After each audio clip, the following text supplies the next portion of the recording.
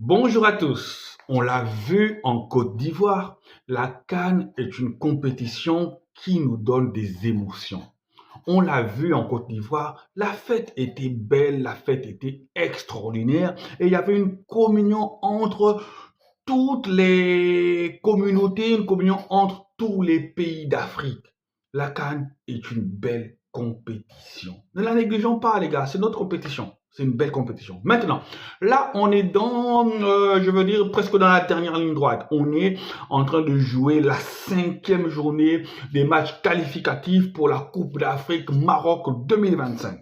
Hier, déjà, il y a eu un match qui a opposé la Namibie au Cameroun. Voilà, le Cameroun n'a pu faire qu'un triste match nul contre une modeste équipe de Namibie qui était déjà éliminée. Voilà, l'équipe de Namibie partait avec l'objectif quand même d'infliger une défaite à l'équipe du Cameroun. Mais qu'à cela ne tienne, le Cameroun des grandes ambitions, le continent était déjà qualifié. Donc, j'estime que, raison pour laquelle ils ont peut-être laissé des joueurs comme Zambo Anguissa, Carlos Baleba, qui sont venus avec des ambitions juste là pour faire la formalité. Voilà.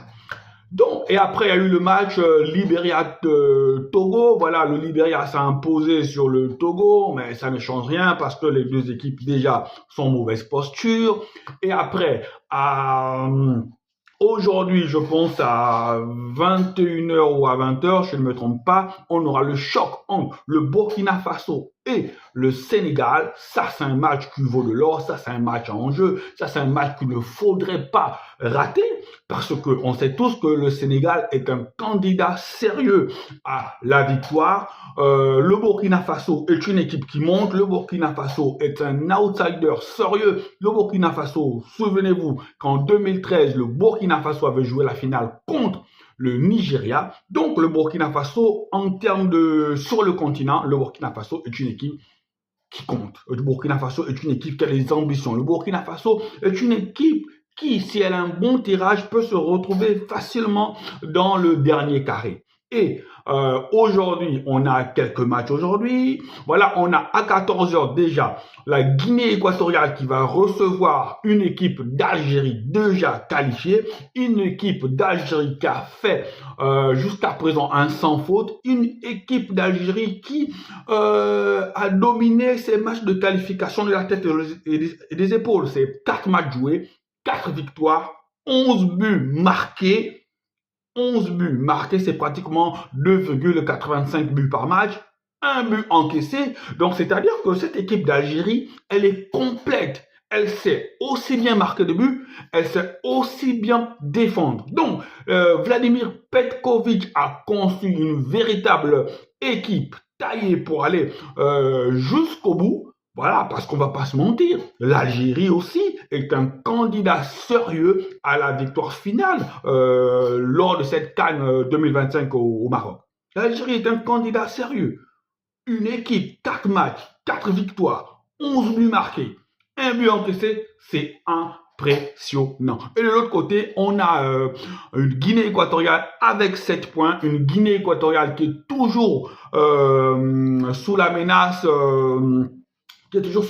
de ces équipes poursuivantes. Je ne dis pas bien la disposition de la poule, mais je sais que la Guinée équatoriale n'est pas à l'abri. Oui, elle n'est pas à l'abri parce que le Libéria, en gagnant contre le Togo, le Libéria se retrouve aujourd'hui avec 4 points. Donc, la dernière journée va être décisive. Donc, l'équation va être simple pour la Guinée équatoriale. La Guinée équatoriale reçoit une Algérie déjà qualifiée. Est-ce que Petkovic, Vladimir, va faire tourner son équipe ou il voudra terminer les qualifications invaincues en mettant son équipe type? Donc, l'objectif pour la Guinée équatoriale, ça va être simplement quoi? Ça va être simplement de gagner le match pour avoir au moins 10 points et se mettre définitivement à l'abri de la menace Libéria. Donc, le match s'est joué en Algérie et l'Algérie avait gagné le match sur le score de 2-0, but de Houssem Aouar. Houssem Aouar, déjà qui n'est pas appelé par Petkovic. Voilà, donc, but de Houssem Aouar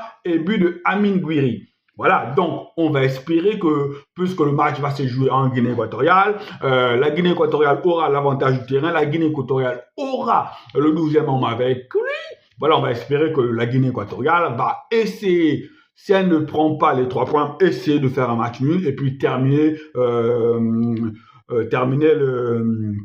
le travail lors de la 6e journée. Mais ça va être compliqué parce que l'Algérie, les équipes comme l'Algérie, le Sénégal, le Maroc, la Côte d'Ivoire aussi, ce sont des équipes qui ont atteint un autre niveau. Parce qu'il y a encore des équipes dans ces éliminatoires-là, on va pas des équipes un peu comme le Gabon, l'équipe de mon pays, les équipes comme le Gabon, voilà, qui ne gagne que lorsque elle joue à domicile et lorsque elle va à l'extérieur, soit c'est un match nul, soit c'est une défaite. Mais je pense que l'Algérie a transcendé tout ça. L'Algérie peut gagner sur n'importe quel terrain d'Afrique. L'Algérie peut gagner sur n'importe quel terrain du monde. L'Algérie peut jouer avec l'hostilité du public adverse, comme le Maroc, comme la Côte d'Ivoire, comme le Sénégal. Donc, le match va être difficile, le match ne va pas être facile pour les Équato-Guinéens, mais je pense que s'ils restent ils se mettent dans l'état d'esprit qu'ils avaient lorsqu'ils avaient pulvérisé la Côte d'Ivoire lors de la CAN en Côte d'Ivoire, je pense qu'ils peuvent faire un match exceptionnel. Donc, c'est tout de suite à 14h. Là, on va voir ce que la Guinée équatoriale va faire. On va voir si l'Algérie va continuer sur son sans faute et on va tous comme ça attendre le choc entre le Burkina Faso et le Sénégal, en espérant que ce match-là nous donne des frissons, en espérant qu'on voit des buts dans ce match-là, en espérant que ce match-là ne soit pas un match fermé. J'espère aussi que dans ce match-là, Burkina Faso-Sénégal, je verrai Lamine Camara entrer en jeu ou débuter le match, parce que Lamine Camara, c'est un joueur que j'aime bien voir. Allez, ciao, ciao!